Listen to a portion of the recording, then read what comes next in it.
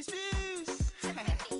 See, I just came back from Ghana. Really? And I want to share this dance that everyone was doing over there. What's the dance? QB tried to show me how to do it. He sat me down in this place. Nobody inside. And he said to me, views. Nobody wanna see you rising. And when they do, they don't even like it. They just wanna see you deep in crisis. Drive yourself, you don't need a license. Holler her, she can even ride it. Go ahead, move your feet just like this. Then he showed me the latest. We walk over them haters. But what you do, man, azonto, azonto, azonto. Now watch me do my azonto, azonto, azonto. Now watch me do my azonto, azonto, azonto. Now watch me do my azonto, azonto. We walk over them haters. Now what you do, man, azonto, azonto, azonto. This flag evolved from Marcus Garvey's UNIA movement. African Americans have held proudly onto their banner for this past 78 years. The red color represents the blood that unites all people of African ancestry and shed for liberation. The black color represents the people. The green color represents the abundant natural wealth of Africa.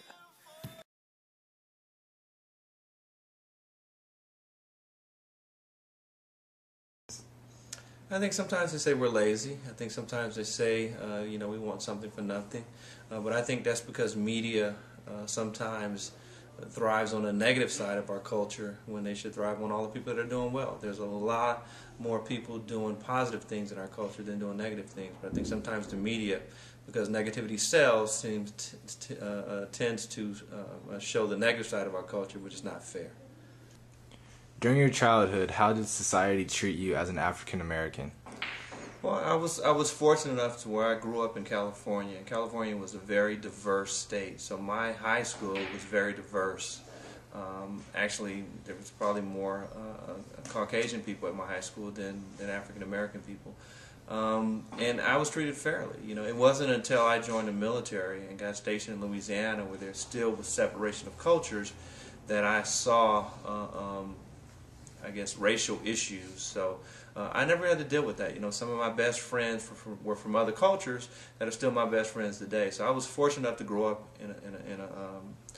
in an area where diversity was, actually welcomed. And so I've always been very diverse, and the friends that I have and the life that I keep, that's for sure.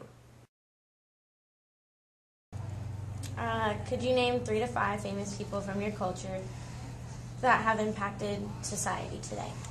Oh, so many. Wow.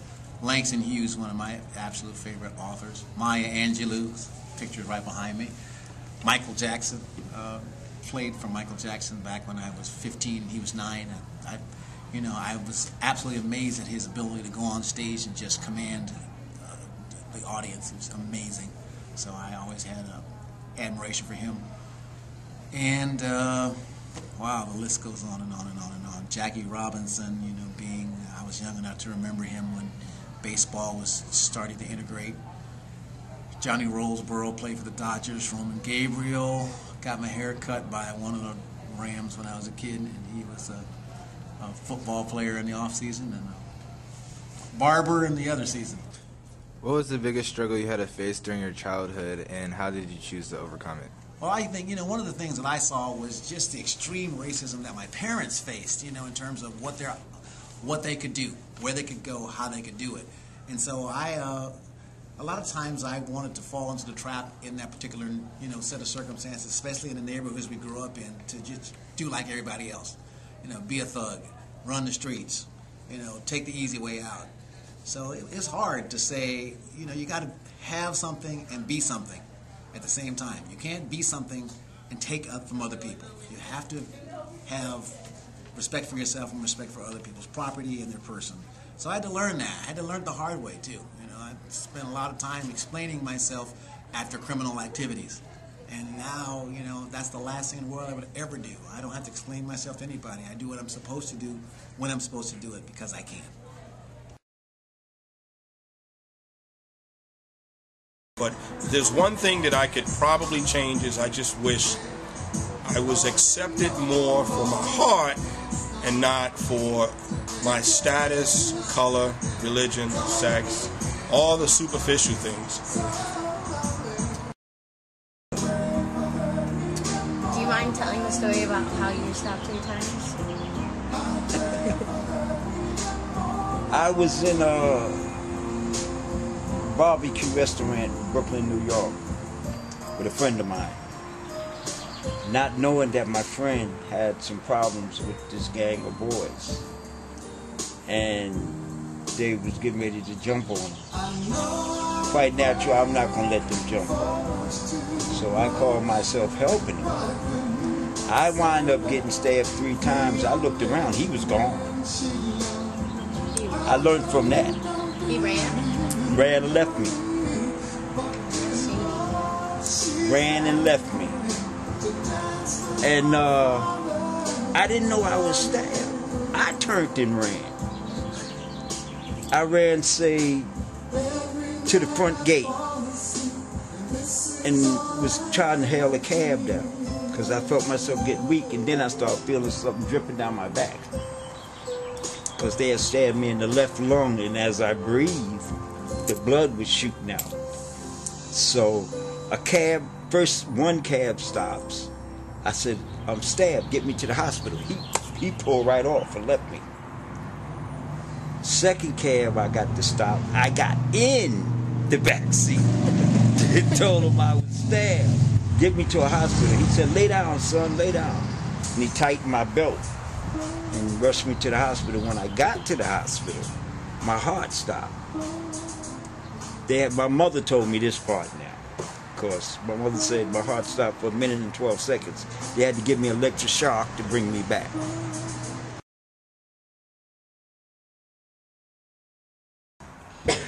People take you serious as a black man if you're educated, if you're clean shaven, if you're articulate. Everyone takes you more serious than opposed to if I have my pants hanging down, if I have dreadlocks, which I despise on African American men. I think that they weaken us. I think people look at that as a sign of, wow, you know, here's a criminal, that's coming to talk to me. You know, let me put my purse up, let me stick my jewels and my money in my pocket or away, which is really wrong. However, that's what society depicts. And me personally, you know, there are some phenomenal African American men. Jesse Jackson, the Reverend Al Sharpton. There's so many police. I mean, heck, our president, Barack Obama, is black. But if you look at Barack Obama, white society did everything that they tried to do to discredit him from getting into the presidency. I mean, hell, you had people saying he's not even an American citizen, which he really was. But this is the things that African American men have had to go through for years, and it's really sad. It's truly sad. Some of my best friends are professionals, and I trust them with my life. When I've been out of town and I've had issues at home, I can call on them and they've gone and have dealt with the situation. So, you know, there's a huge misconception on the progress, if you will, on black men.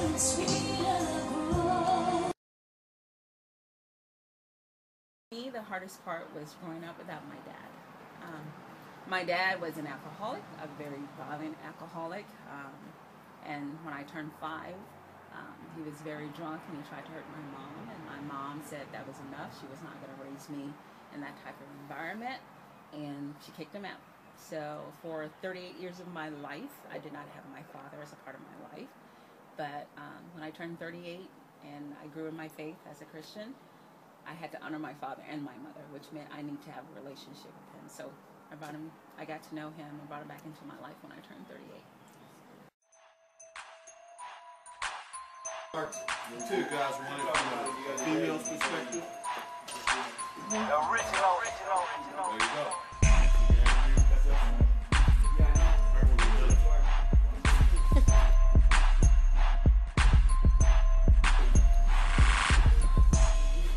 What is that? Chitlins. What is it? taking testimonies?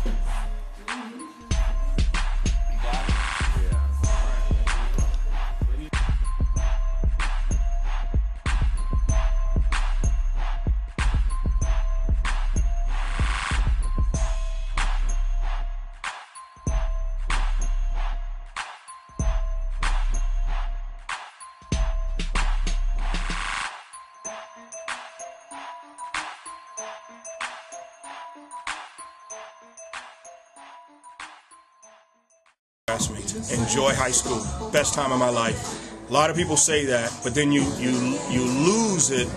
You realize it when you graduate, and then you reminisce back. Go to your class reunions. High school is the best time in your life. You got sporting events, you got the Friday socials, you got the game events, you got friends that the day you graduate, 50% of your class you may never see again in your life. That is substantial, okay? Cherish those friendships, cherish those moments, take a lot of pictures. If I got to do it all over again, yes, really. And try to stay in touch with your classmates. So if you have memory books and different things to sign, get contact information and try to stay in touch with your classmates. Hey, hey, teach me how to dug it, hey. They be like, Smooth, what? Can you teach me how to dug it? You know why? Cause all the bitches love me. Hey, all I need is a beat that's super bumpin'. And for you to back it up and dump it. Get it. Put your arms out front, lean side to side. They gon' be on you when they see you. I love my wife. Sometimes.